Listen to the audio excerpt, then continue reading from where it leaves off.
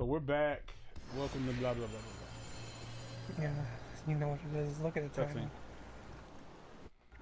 You again. The walls of Tartarus would not hold Atlas, and they would not hold me either. The gods have obviously taken pity on their slaves. You underestimate me, Charon. This time I will not be so merciful.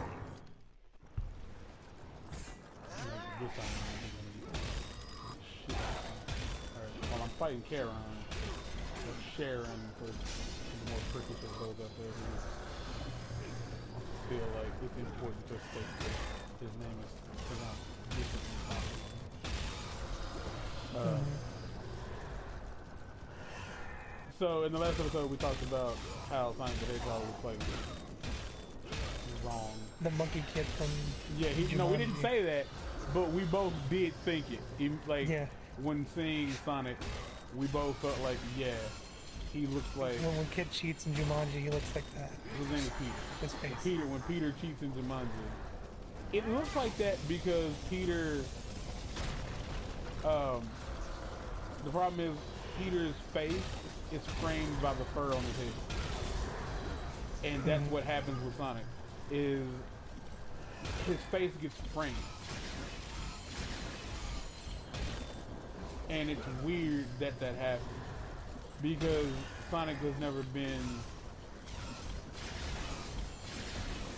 He's never been like that. Like Sonic his face isn't framed. It's weirdly enough more like a regular hairstyle. Like his I guess you call them his sideburns, like go down and around the side of his face. Because it's mostly his cheeks. Like the top half of his face is furry, is blue fur, and the bottom half of his cheeks is just flesh. And I'd say like one of the problems in the movie is that they make his face flesh, not flesh. They make it fur. Instead of making his face fleshy, they make it fur, and it looks fucking weird and stupid.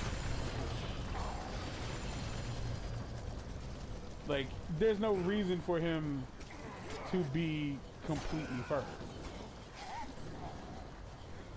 I don't think I'm gonna have to cut him.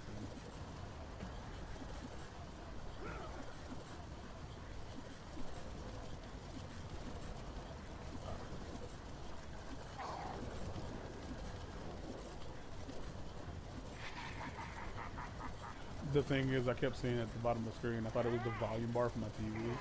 And it's just helpful.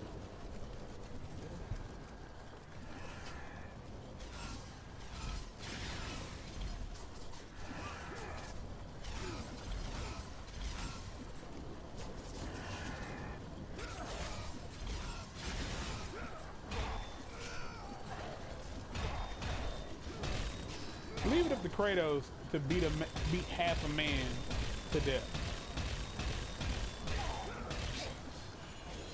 with a giant iron fist. I'm not gonna lie, that fight did not take nearly as long. Having defeated Charon, Kratos journeyed deeper into Hades and closer to his goal. For in the distance, the bright light of Helios illuminated all of the underworld. I think I'm close to that.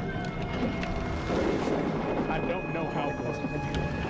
But something on the shore caught his attention.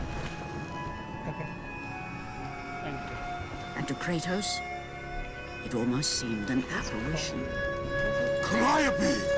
Upon seeing his daughter, Kratos realized that all that he had been working for, all that he had wanted, was within reach.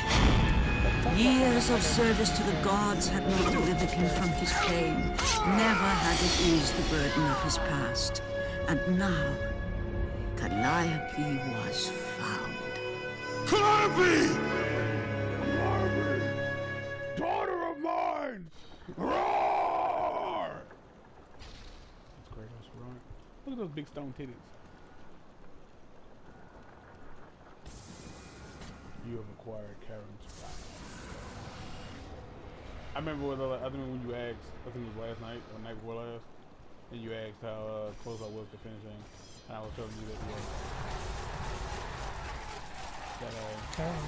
yeah. I was like, well, I haven't gotten all the magic yet. Oh, I got the last one.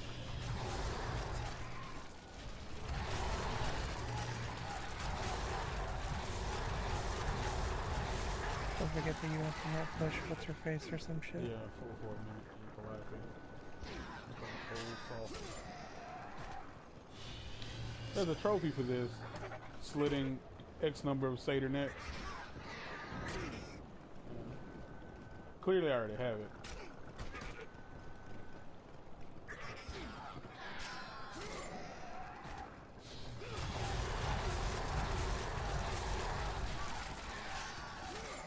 They're very lenient on that. If you're wondering necessarily like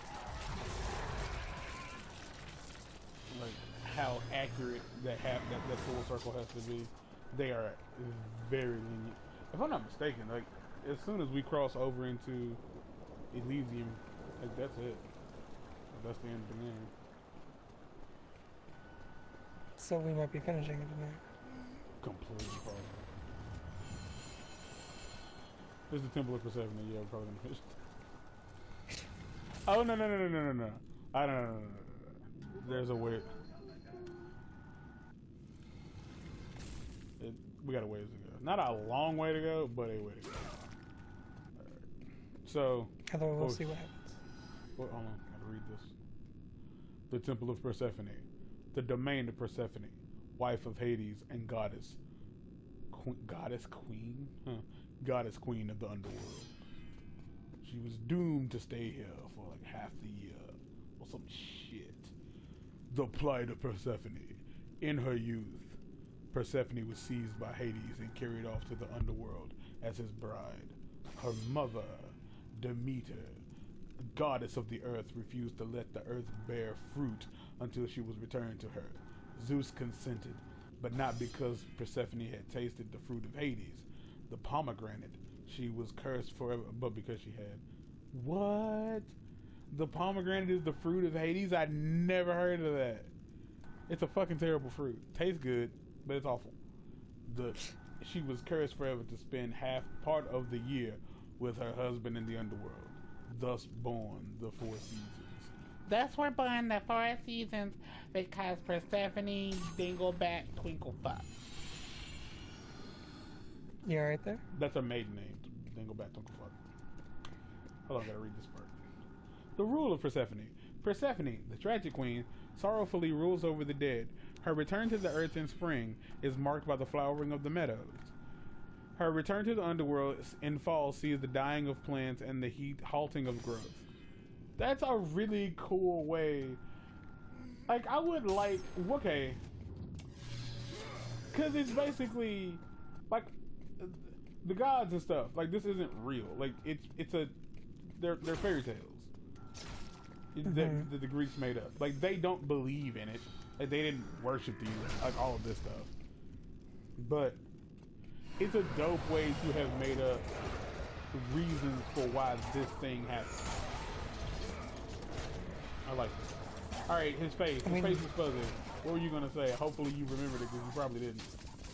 We have been talking about nothing but the physical appearance of things.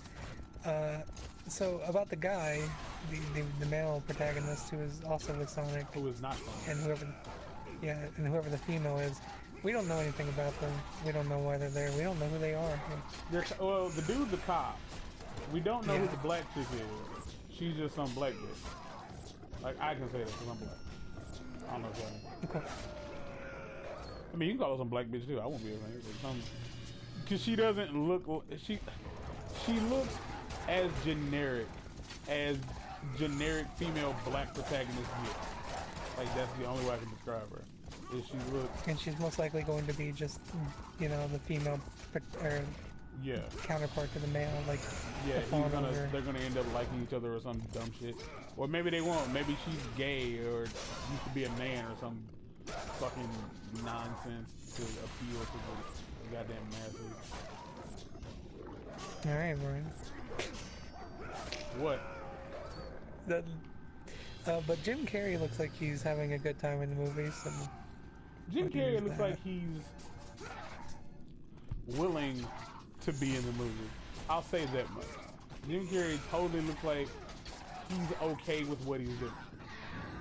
I didn't know what I was doing. I mean, I just felt like he was having a good time. Yeah, I mean, but he was doing what Jim Carrey does. Like, Jim Carrey would choose a scene in any production. Like, if y'all haven't seen Kidding on Showtime, if you can watch that, watch it. It's really good. Not now, Bowser. Sonic. What about Mario?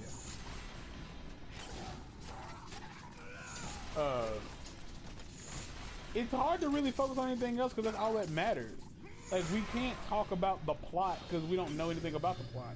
We know that Sonic apparently feels that he's gonna have to save our planet. Yeah, because that's what he says. That's what he does, though. Like, he always has to do that. I mean, but is he an alien? Is he from another dimension? He can also make portals out of rings, apparently. Yeah. I mean, that was a thing in the game, but like... Was it a thing in the game? I didn't know he controlled it. Yeah, if you collected enough rings, you could open a portal to the gym verse. Oh. Yeah. Is that what they're doing? Are they just trying to really, like, canonize that? Like, are they trying to make that... Like, are they just trying to incorporate this one very niche part of the... Oh, fuck. Next time, this is going to be the week of Sonic. That's what it is. It's going to be 5 straight episodes of us talking about Sonic. I didn't expect us to have this much to say about Sonic. I didn't. We'll try to be done in the next episode and talk about nothing for Thursday and Friday for those who are watching it as they come out, which is nobody because YouTube is not going to ever let me reach a bigger audience. So, until next time, y'all. Out of here. P.S.